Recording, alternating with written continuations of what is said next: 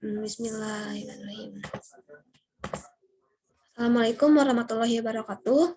Sebelumnya perkenalkan, saya Calika dari kelas TI 20A. Saya di sini akan menjelaskan tentang teknologi komunikasi point-to-point, yang dimana saya akan membahas dari para proses ini. Yang pertama ada konsep paralel sendiri, arsitektur dan PVM, dan juga MPI. Yang pertama ada konsep paralel. Konsep paralel adalah paralel processing adalah kemampuan menjalankan tugas atau aplikasi lebih dari satu aplikasi dan dijalankan secara bersamaan pada sebuah komputer. Secara umum, ini adalah sebuah teknik di mana sebuah masalah dibagi dalam beberapa masalah kecil untuk mempercepat proses penyelesaian masalah. Di sini juga ada dua hukum yang berlaku. Yang pertama ada hukum Amdahl, yaitu peningkatan kecepatan secara paralel akan menjadi linear, melipat gandakan kemampuan proses sebuah komputer dan mengurangi separuh dari waktu proses yang diperlukan untuk menyelesaikan sebuah masalah. Sini juga ada hukum Gustafsson yang berpendapat dari Gustafsson sendiri yang hampir sama dengan Amdahl. Tetapi dalam pemikiran Gustafsson, sebuah komputasi paralel berjalan dengan menggunakan dua atau lebih mesin untuk mempercepat penyelesaian masalah dengan memperhatikan faktor eksternal, seperti kemampuan mesin dan kecepatan proses tiap-tiap mesin yang digunakan. Di sini juga ada distributed parallel computing. Ya, di sini juga ada gambarnya. Gambar di samping merupakan contoh dari sebuah komputasi paralel, di mana pada gambar di samping terdapat sebuah masalah. Dari masalah tersebut dibagi lagi menjadi beberapa bagian agar sebuah masalah dapat diatasi dengan cepat. Di sini juga ada tujuan utama dari komputasi paralel, yaitu meningkatkan kinerja komputer dalam menyelesaikan berbagai masalah dengan membagi sebuah masalah besar ke dalam beberapa masalah kecil yang seperti tadi telah dijelaskan menjadi kinerja menjadi lebih cepat. Di sini juga ada arsitektur paralel. Yang pertama ada SSSD atau Single Instruction Single Data Stream, SIMD yaitu Single Instruction Multiple Data Stream, MISD Multiple Instruction Single Data Stream, MIMD Multiple Instruction Multiple Data Stream. Dari SSD Single Instruction Single Data Stream ini yaitu sebuah instruksi dikerjakan terurut satu demi satu. Pada umumnya komputer terdiri atas satu buah pemroses atau single prosesor. Komputer ini memiliki hanya satu prosesor dan satu instruksi yang dieksekusi secara serial. Beberapa contoh komputer yang menggunakan model SSD adalah UNIVAC1, IBM 360, CDC 7600, Cray1, dan PDP-1. Di sini juga ada SMD atau Single Instruction Multiple Data Stream, yaitu terdapat lebih dari satu elemen pemrosesan yang dikendalikan oleh sebuah unit pengendali yang sama. Yang kedua, yaitu komputer ini memiliki lebih dari satu komputer, tetapi hanya mengeksekusi satu instruksi secara paralel. Pada data yang berbeda pada level loop step. Yang ketiga juga ada beberapa contoh komputer yang menggunakan model ini. Adalah ada ILIAC 4, MASFAR, Cray XMP, Cray YMP, Thinking Machine CM2, and Cell Processor atau GPU. Yang ketiga ada MISD atau Multiple Instruction Single Data Stream, yaitu memiliki N-unit pemroses yang masing-masing menerima dan mengoperasikan instruksi yang berbeda terhadap aliran data yang sama.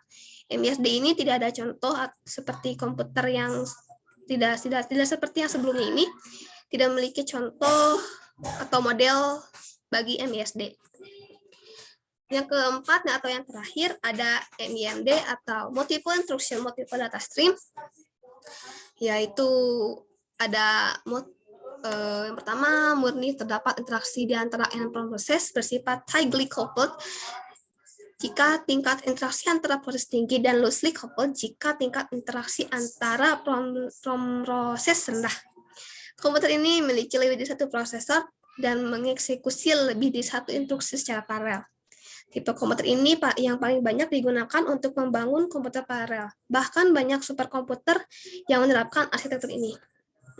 Beberapa komputer yang menggunakan model AMD adalah IBM PowerPipe, HP Compact Alpha Server, Intel IA332, AMD Opteron, Cray XT3, and IBM BJ-OR-L. Di sini juga ada gambar arsitektur secara global dapat diamati pada gambar berikut. Yang pertama ada gambar arsitektur komputer ISD, juga ada SIMD, arsitektur komputer MSD dan MEMD. Keterangannya pun di sini ada, yaitu jika CU adalah control unit dan lain-lain sebagainya. Lalu di sini ada PVM dan MPI. Yang pertama ada komputasi paralel. Pada komputasi paralel membutuhkan algoritma, bahasa pemrograman, dan compiler. Bahasa yang digunakan pada program paralel adalah MPI atau Machine Processing Interface. Ada juga PVM, yaitu Parallel Virtual Machine. MPI ini sebuah standar pemrograman yang memungkinkan program untuk membuat sebuah aplikasi yang dapat dijalankan secara paralel, suatu protokol yang digunakan untuk pemrograman paralel dan terdistribusi. Proses penukaran pesan atau data antar proses adalah dengan mengirimkan pesan melalui media komunikasi. Model ini juga dapat diimplementasikan pada bermacam-macam platform. Kegunaannya yaitu ada menyediakan fungsi-fungsi untuk menukar pesan, menulis kode paralel secara portable, mendapatkan performa yang tinggi dalam pemrograman paralel, menghadapi masalah yang melibatkan hubungan data irregular atau dinamis yang tidak begitu cocok dengan mode data paralel. Lalu sini juga ada pengertian PVM, yaitu Private Virtual Machine.